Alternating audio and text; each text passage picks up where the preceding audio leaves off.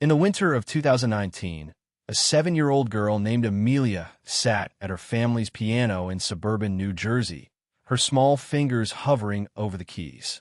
Her mother, Rachel, had just put on some background music while preparing dinner, a Whitney Houston compilation she'd loved since high school. Suddenly, Amelia's posture changed. Her shoulders dropped, her head tilted slightly to the left, and when she opened her mouth, the sound that emerged made Rachel drop the wooden spoon she was holding. The voice coming from her daughter's throat wasn't the sweet, childish tone Amelia usually possessed. It was rich, powerful, soaring through octaves with a control and resonance that seemed physically impossible for a 7-year-old's vocal cords to produce. Rachel stood frozen in the kitchen doorway, her heart pounding as Amelia sang phrases from "I Will Always Love You" with runs and inflections she'd never been taught, had never even heard in this level of detail. When the song ended, Amelia turned to her mother with tears streaming down her face. "Mama, I remember this. I remember singing this song. I remember how it felt in my chest, in my throat. I remember the lights." Rachel's hands were shaking as she reached for her phone. She needed to document this. She needed someone else to witness what was happening because she could barely believe it herself. Over the following weeks, something extraordinary unfolded in their modest home. Amelia began experiencing what she called memory flashes, vivid, sensory-rich recollections of a life that wasn't hers, yet felt completely real. She described standing on stages in front of thousands of people, the particular weight of a microphone in her hand, the way stage lights created heat that made her skin prickle. She talked about recording studios with specific equipment configurations, about the feeling of leather seats in cars she'd been driven in, about hotel rooms in cities she'd never visited. Most remarkably, she demonstrated vocal techniques, breath control, vibrato manipulation, chest-to-head voice transitions that professional vocal coaches confirmed were advanced skills typically requiring years of training to master. Rachel contacted Dr. Michael Torres, a researcher at the Princeton Institute for Consciousness Studies who had spent 15 years investigating cases of childhood past life memories. When Dr. Torres first met Amelia, he approached the case with his characteristic blend of open-minded curiosity and rigorous skepticism. He'd investigated over 200 such cases, and while many could be explained through normal means, exposure to media, suggestibility, coincidence, a small percentage presented evidence that defied conventional explanation. He needed to determine which category Amelia's case belonged to. The initial interview took place in the family's living room on a gray February afternoon. Dr. Torres set up audio and video recording equipment, while Amelia sat cross-legged on the couch, clutching a worn stuffed rabbit. He began with baseline questions, establishing her normal vocal range and knowledge base. Amelia sang a simple children's song, and her voice was exactly what one would expect from a 7-year-old. Pleasant, somewhat thin, with limited range and control.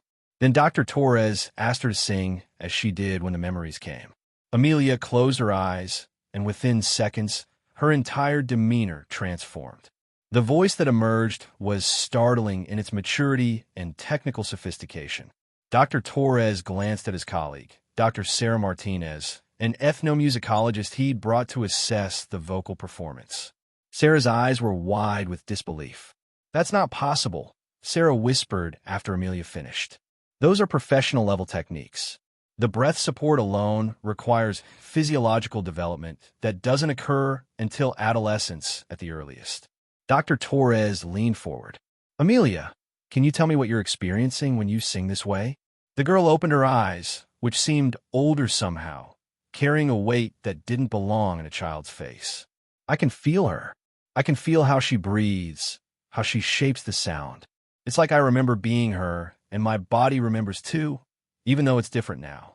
It's smaller, but the memory is teaching it what to do." Dr. Torres implemented a structured protocol designed to test the authenticity and specificity of Amelia's claimed memories. He compiled detailed questions about Whitney Houston's life, mixing accurate information with plausible fabrications. He showed Amelia dozens of photographs, some of Whitney, some of other female singers from the same era who resembled her. He played audio clips of various songs, some by Whitney and some by similar artists. Throughout these tests, Amelia demonstrated a level of specific knowledge that exceeded what any typical 7-year-old could have acquired through casual exposure to media or pop culture.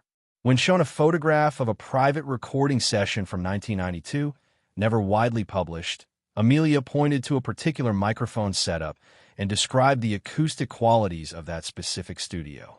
I didn't like how bright it sounded at first. We had to adjust the positioning. I was tired that day. My throat was raw from the tour. Dr. Torres later verified with the recording engineer who'd been present that session that these details were accurate. The engineer, Marcus Williams, agreed to speak with Dr. Torres by phone. I remember that session clearly. Marcus said, his voice thoughtful. Whitney was exhausted, and yes, we did have issues with the initial mic placement. The room was too reflective. We moved things around for about 45 minutes before we got it right. But that was never documented anywhere public. It was just one of hundreds of technical adjustments we made over the years. Rachel struggled to process what was happening to her daughter. She'd raised Amelia in a household that played a wide variety of music, but Whitney Houston wasn't a particular focus. They'd watched The Bodyguard once, but Amelia had been bored by the adult themes and had asked to play outside before it finished.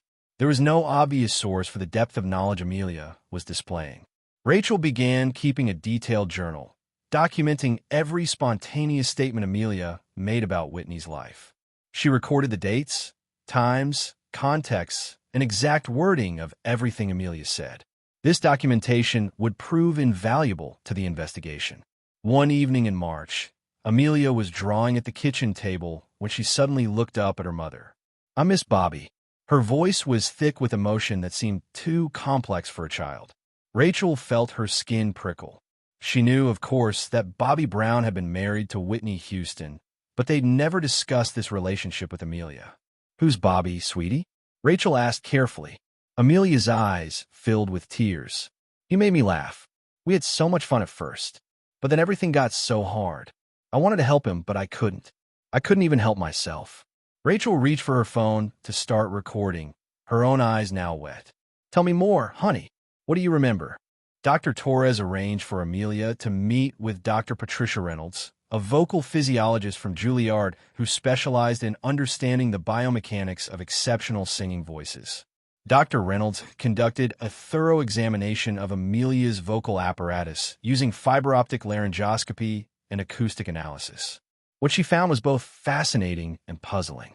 Amelia's vocal folds, laryngeal structure, and resonance chambers were entirely normal for a 7-year-old girl. There was no physical explanation for the mature, powerful sound she could produce when accessing these memories. "It's as though she's operating her voice in a way that shouldn't be anatomically possible," Dr. Reynolds explained in her report. The breath support, the manipulation of the vocal tract shape, the coordination between different muscle groups. These are sophisticated techniques that require not just training, but also physical maturation. Yet when she sings in what she calls her Whitney voice, she's executing these techniques flawlessly despite lacking the physical development that should be prerequisite. The research team decided to conduct a blind test. They compiled a list of 20 songs, 10 that Whitney Houston had recorded and 10 that she'd been offered but had declined or that had been written for her but never recorded. These declined songs were known only to Whitney's inner circle of producers and collaborators. Dr. Torres played brief instrumental sections of each song for Amelia without any identifying information. For the 10 songs Whitney had recorded, Amelia sang along effortlessly, often anticipating the melodic phrasing before it occurred in the recording. For 8 of the 10 songs Whitney had never recorded, Amelia showed no recognition. But for 2 of the songs Whitney had reportedly been considering shortly before her death, Amelia suddenly became animated. "I remember this one. I was going to do this one. I liked the melody, but the lyrics needed work. I told them I'd do it if they could revise the bridge." Dr. Torres contacted the songwriter who'd written one of these unreleased tracks. The songwriter, who'd requested anonymity, confirmed in a notarized statement that Whitney had indeed expressed interest in the song, had praised the melody and had specifically requested changes to the bridge section. This information had never been made public. The songwriter had shared the demo with only 3 people: Whitney, her manager, and her producer. How could a 7-year-old from New Jersey know about this unreleased song and the specific feedback Whitney had given? As spring arrived, Amelia began experiencing what Dr. Torres categorized as crisis memories, recollections of difficult periods in Whitney's life. These episodes were emotionally intense and troubling for everyone involved. One afternoon, Amelia became anxious and withdrawn, telling her mother that she felt scared and trapped. "I'm in a bathroom. The tile is cold. I can hear people outside the door, but they feel so far away. I'm so tired. I just want to rest." Rachel held her daughter as she trembled, terrified by the specificity of what Amelia was describing. These memories seemed to correspond to the circumstances of Whitney Houston's death in a Beverly Hills hotel in 2012, 3 years before Amelia was born. Dr. Torres consulted with child psychologists about the ethical implications of continuing the investigation. The last thing anyone wanted was to traumatize Amelia by forcing her to relive painful experiences that might be genuine memories of trauma and death. The team implemented strict protocols. Sessions would stop immediately if Amelia showed signs of distress. She would have access to play therapy and counseling, and her well-being would take absolute precedence over research goals. Rachel appreciated these safeguards, but also felt that understanding what was happening to her daughter was important. If Amelia was somehow genuinely connected to Whitney Houston's consciousness or memories, didn't they have a responsibility to explore that extraordinary possibility? In May, the research team arranged for Amelia to visit a recording studio in Manhattan that had been renovated from a facility where Whitney had recorded in the early 1990s. The building's exterior and lobby had been completely modernized, but some of the actual studio spaces retained original features. Amelia had never been to this building before, had never seen photographs of its interior. When she walked into Studio C, she stopped abruptly in the doorway. "This is wrong." Rachel and Dr. Torres exchanged glances. "What's wrong, sweetie?" Rachel asked. "The windows. There used to be windows on that wall. You could see the street. And there was a piano over there, in that corner. The control room was on the other side." After the session, Dr. Torres obtained architectural records and photographs from the studio's archives. In the early 1990s, Studio C had indeed featured windows on the wall Amelia had indicated, windows that had been covered during the renovation. The piano placement and control room location matched Amelia's description exactly. The current studio manager confirmed that these configurations had changed during a major renovation in 2008. This information wasn't available online or in any publication.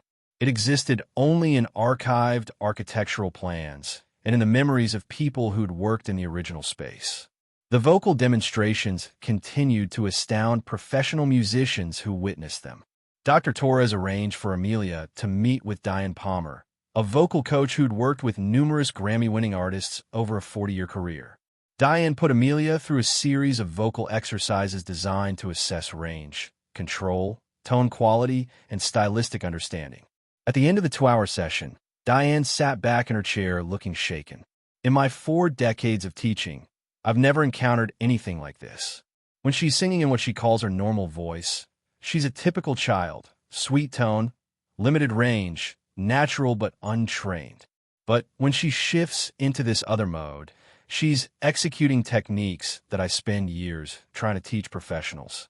The run patterns, the dynamic control, the way she navigates the passage between registers. These are hallmarks of Whitney's specific technique. And it's not just imitation. She's not copying sounds she's heard. She's applying the underlying technical principles that generated those sounds. That requires deep understanding, not just mimicry." As the investigation progressed through the summer, Dr. Torres compiled a detailed report documenting the evidence. The case included multiple elements that resisted conventional explanation.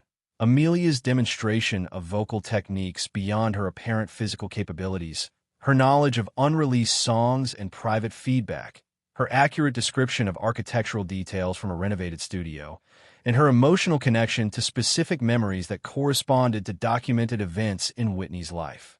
Each individual element might be dismissed as coincidence or lucky guessing, but the cumulative weight of the evidence suggested something genuinely anomalous was occurring. Dr. Martinez conducted a thorough investigation into possible normal explanations for Amelia's knowledge and abilities. Could Rachel have unconsciously coached her daughter? The timeline and spontaneous nature of the initial episodes argued against this. Could Amelia have accessed obscure information online? Dr. Torres had examined the family's internet history and Amelia's media exposure. There was no evidence of the kind of deep research that would be necessary to acquire this level of specific knowledge. Could this be an elaborate hoax? The consistency of Amelia's demonstrations over months, the physiological anomalies documented by Dr. Reynolds, and the verification of details that weren't publicly available suggested this wasn't a fabrication. In September, the research team made a decision that would prove controversial. They arranged for Amelia to meet with Gary Houston, Whitney's brother. Gary had been deeply affected by his sister's death and remained cautious about people claiming special connections to Whitney's memory. But Dr. Torres's documentation intrigued him. When Gary met Amelia in a neutral location, a community center in New Jersey, he brought with him a series of family photographs that had never been published. These were personal images from Whitney's childhood, family gatherings, private moments. Gary showed Amelia a photograph of a birthday party from Whitney's 9th birthday. Amelia studied the image carefully, then pointed to a woman standing in the background. "That's Aunt Bay. She made the best sweet potato pie. I loved when she visited." Gary felt his throat tighten. Aunt Bay was a family nickname for a great aunt who'd been beloved in the family. Her real name was Beatrice, but only close family members used the nickname Aunt Bay. This wasn't common knowledge. It wasn't something that had appeared in biographies or documentaries. Gary showed Amelia several more photographs, and she consistently identified family members by nicknames and relationships, mentioned specific family recipes and traditions, and demonstrated an intimacy with Whitney's childhood that moved Gary to tears. After the meeting, Gary spoke with Dr. Torres privately. "I don't know how to explain what I witnessed today. That little girl knew things that only Whitney would know. Family details, private memories, the kind of stuff that doesn't make it into public records. I came here skeptical, thinking this was someone trying to exploit my sister's memory. But what I saw today, I don't have an explanation for it.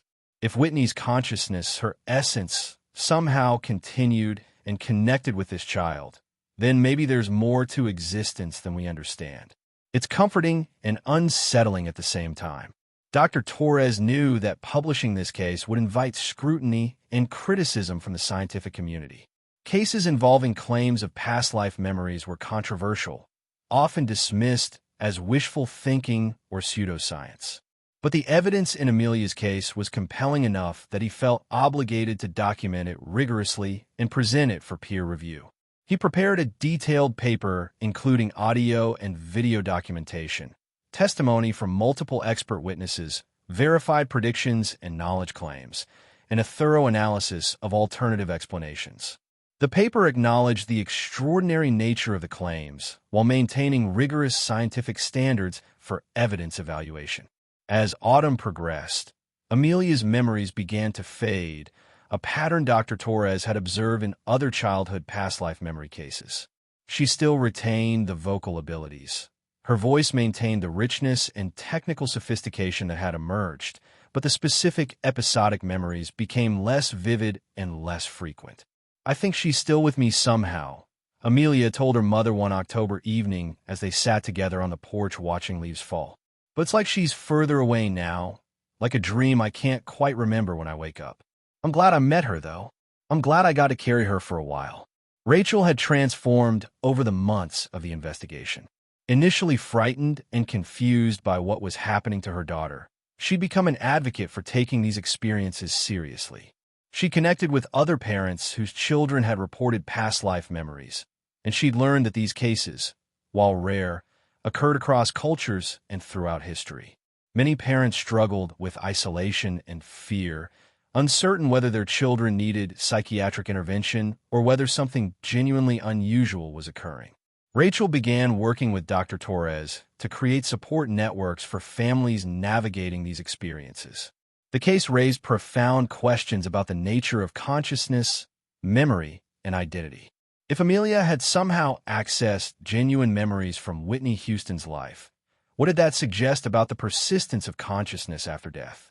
Did it imply that individual awareness continues in some form, capable of connecting with new, developing minds?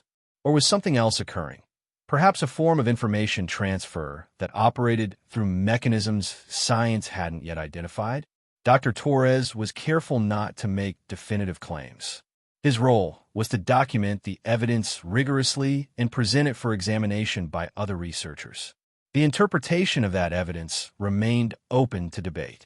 Dr. Reynolds published a separate paper focusing on the vocal physiology aspects of the case.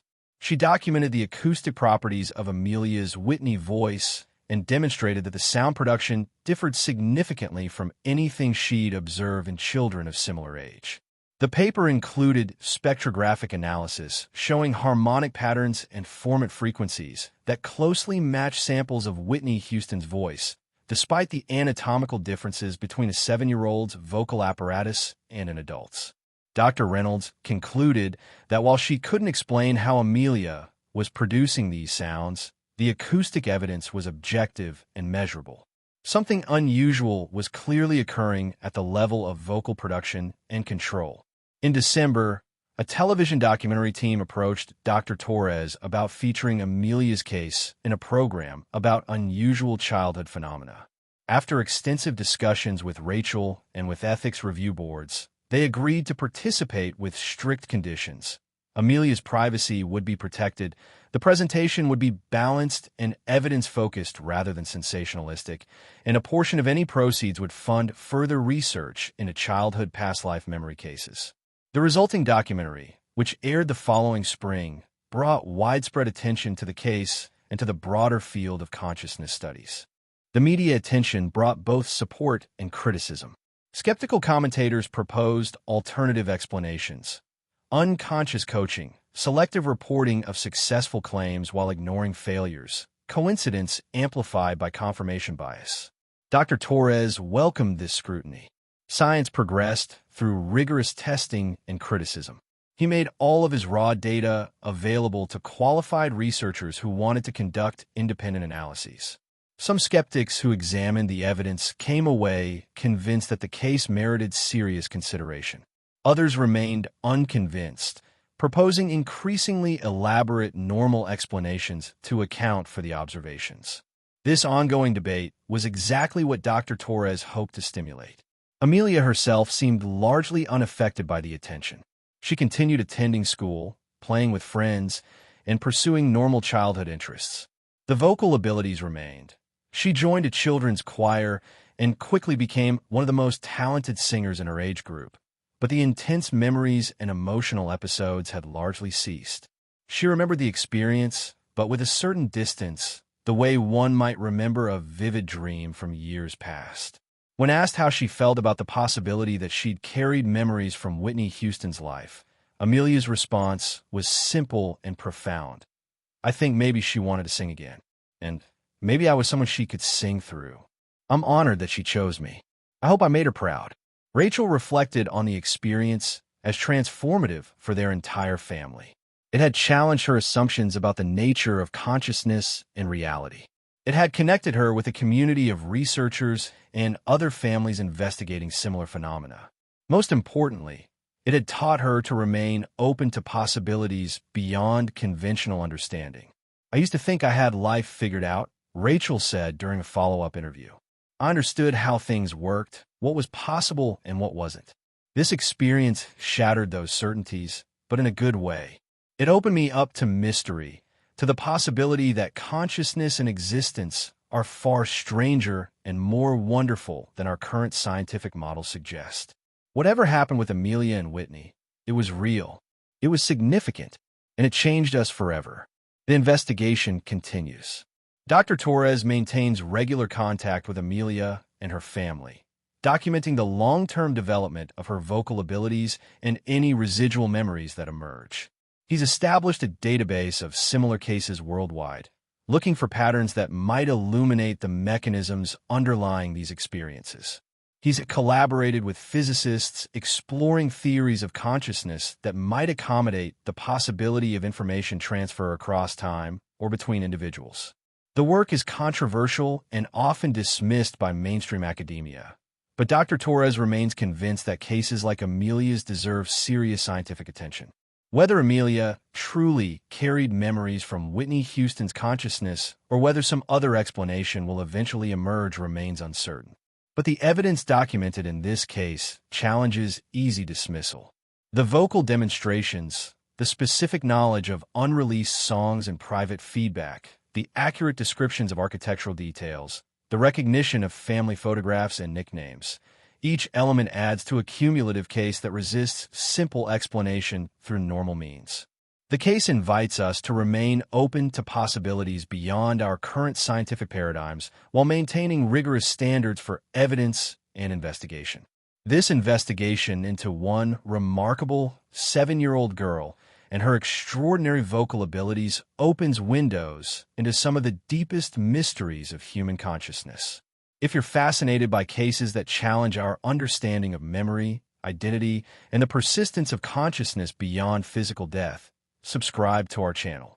We're committed to bringing you carefully investigated cases that meet the highest standards for evidence and documentation, while remaining open to possibilities that might transform our understanding of human existence.